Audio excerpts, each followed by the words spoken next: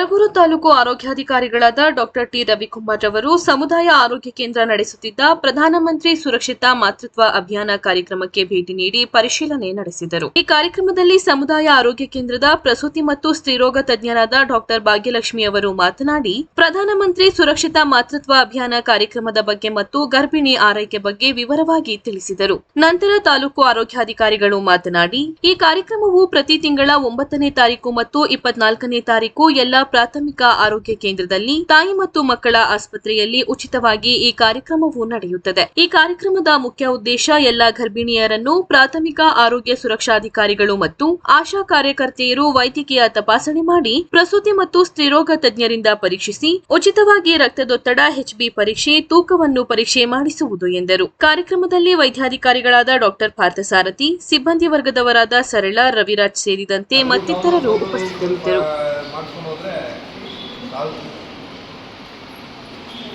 9 ತಾರೀಕು ಏನಿದೆ ಅಂತ ಮುಂಚೆ ಗೊತ್ತಿತ್ತಾ ಯಾರಿಗಾರ? TV ಹಾಕಿದ್ರೆ ಬರ್ತದೆ. ಗೊತ್ತಿದೆಯಾ? ಪ್ರಧಾನಮಂತ್ರಿ ಸುರಕ್ಷಿತ ಮಾತೃತ್ವ ಅಭಿಯಾನ ತಮ್ಮ ಸ್ಥಳೀಯ ಪ್ರಾಥಮಿಕ ಕೇಂದ್ರದಲ್ಲಿ ಎಲ್ಲ ಗರ್ಭಿಣಿಯರು ತಪಾಸಣೆಗೆ ಒಳಪಡಬೇಕು, ಉಚಿತವಾಗಿ ಪರೀಕ್ಷೆ ಮಾಡ್ಕೋಬೇಕು ಅಂತ TV ಹೇಳ್ತದೆ, ರೇಡಿಯೋ ಹೇಳ್ತದೆ, FM ಹೇಳ್ತದೆ, ಪೇಪರ್ಗಳಲ್ಲೂ ಬರ್ತದೆ. ಇದು ಇವತ್ತಿನಲ್ಲ, ಇದು 2-3 ವರ್ಷದಿಂದ ನಡೀತಾ ಇದೆ. ಆದರೂ ಭಾರತ ಸರ್ಕಾರ ಏನಕ್ಕೆ ಮಾಡಿದೆ ಅನ್ನೋದು ಅರ್ಥ ಮಾಡ್ಕೊಳ್ಳಿ. ಇದೊಂದು ನ್ಯಾಷನಲ್ ಕಾರ್ಯಕ್ರಮವಾಗಿ ಇಡೀ ಭಾರತದಲ್ಲೇ ಮಾಡ್ತಾ ಇದ್ದಾರೆ ಅಂದರೆ ಇದು ಇಂಪಾರ್ಟೆನ್ಸ್ ಏನನ್ನು ತಿಳ್ಕೊಳ್ಳಿ. ಯಾಕೆ ಅಂದರೆ ತಾಯಿಮಾನಗಳು ಜಾಸ್ತಿ ಆಗ್ತದೆ. ಆ ತಾಯಿಮಾನಗಳನ್ನ ಕಡಿಮೆ ಮಾಡಲಿಕ್ಕೋಸ್ಕರ ಗಂಡಾಂತರ ಹೆರಿಗೆ ಅಂದ್ರೇನು? ಅದನ್ನ ಗೊತ್ತಿದೆಯಾ? ಗಂಡಾಂತರ ಹೆರಿಗೆ ಅಂದರೆ ಸುಮಾರು 35-40 ವರ್ಷ ಆದಮೇಲೆ ಗರ್ಭ ಧರಿಸೋದು, ಅವ್ರನ್ನ ಗಂಡಾಂತರ ಹೆರಿಗೆ ಅಂತೀವಿ. ರಕ್ತ ಕಡಿಮೆ ಇರೋರು ಗರ್ಭ ಧರಿಸಿದ್ರೆ ಅವ್ರಿಗೆ ನಾವು ಗಂಡಾಂತರ ಅಂತೀವಿ. ಮತ್ತು 155 ತುಂಬ ಕುಳ್ಳಿಕ್ಕಿದ್ದಂಥವರು ಗರ್ಭ ಧರಿಸಿದ್ರೆ ಅವರು ನಾವು ಗಂಡಾಂತರ ಅಂತೀವಿ.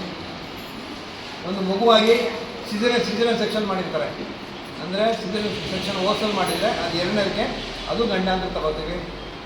ಅಂತರ ಇಲ್ಲದಿರೋದು ನಾವು ಗಂಡಾಂತರ ತಗೋತೀವಿ.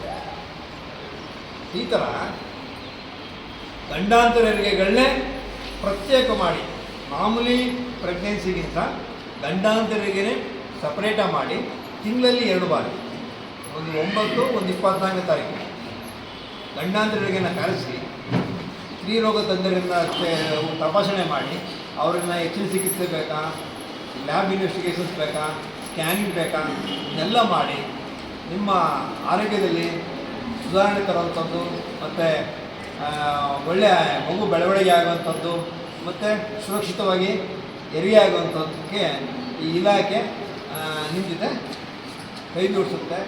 ಸೊ ಆ ನಿಟ್ಟಿನಲ್ಲಿ ಇವತ್ತು 9ನೇ ತಾರೀಕು ನಮ್ಮ ಸುರಕ್ಷಿತ ಮಾತೃ ಅಭಿಯಾನ ಅನ್ನೋ ಒಂದು ಕಾರ್ಯಕ್ರಮವನ್ನು ಭಾರತ ಸರ್ಕಾರ ಮಾಡಿದೆ. ದಯಮಾಡಿ ತಿಳ್ಕೋಬೇಕು. ಬೇರೆ ಏನೋ ತಿಳ್ಕೊಂಡು ಚಾವಡಿ ಮಾತಾಡೋದು, ಅಡುಗೆ ಮನೆ ಹತ್ರ ಮಾತಾಡೋದು, ಹಿಂದ್ಗಡೆ ಮಾತಾಡೋದು ಇದೆಲ್ಲ ಇಂಥ ಹೆಚ್ಚು ಇದು ಮಹತ್ವವಾಗುತ್ತೆ. ಈಗ ಆಲ್ರೆಡಿ ಹೇಳಿದಾಗೆ ಈ ತಾಯಿ ಕಾರ್ಡನ್ನು ಯಾರು ಗರ್ಭ ಧರಿಸ್ತಾರೆ ಅವರಿಗೆ ನಾವು RH ಪೋರ್ಟಲ್ಲಿ ಆನ್ಲೈನಲ್ಲಿ ಎಂಟ್ರಿ ಮಾಡ್ತೀವಿ, ಒಂದು ನಂಬರನ್ನು ಕೊಡ್ತೀವಿ.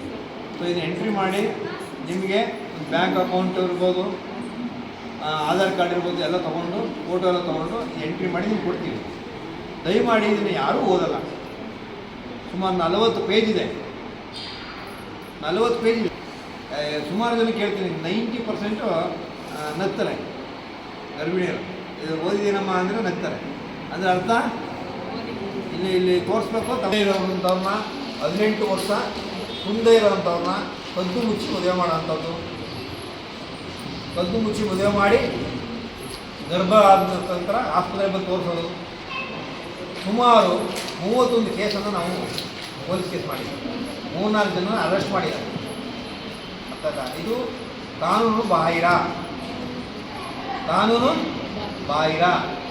ಯಾವುದೇ ಪೇರೆಂಟ್ಸ್ಗಳು ಪ್ರೇರೇಪಣೆ ಮಾಡಿದ್ರು ಅವ್ರಿಗೂ ಜೈಲು ಶಿಕ್ಷೆ ಇದೆ. ತಂದೆ ಇರ್ಬೋದು, ತಾಯಿ ಇರ್ಬೋದು, ಪೋಷಕರಿರ್ಬೋದು, ಯಾರೇ ನಿಮಗೆ ಇದು ಮಾಡಿದ್ರೆ ಅವ್ರಿಗೂ ಸುಧಾ ಜೈಲು ಶಿಕ್ಷೆ ಇದೆ.